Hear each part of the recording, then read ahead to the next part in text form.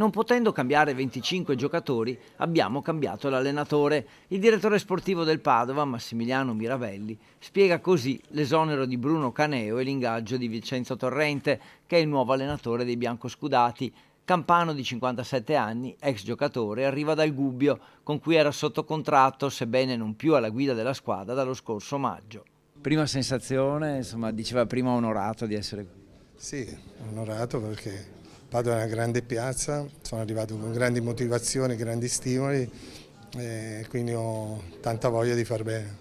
Arriva però in un momento un po' difficile per il club. Se no non sarei qui, quindi il mio compito è quello di tirarsi fuori da questa situazione. Ho già vissuto in passato e spero, dove ho fatto bene, spero di fare altrettanto qui a Padova.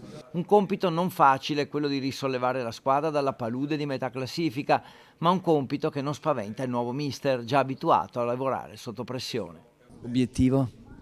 L'obiettivo è il Mantova, cercare di battere il Mantova, pensare a una partita alla volta e ottenere il massimo ogni partita. L'ultima cosa, stravolgerà un po' l'impianto tecnico.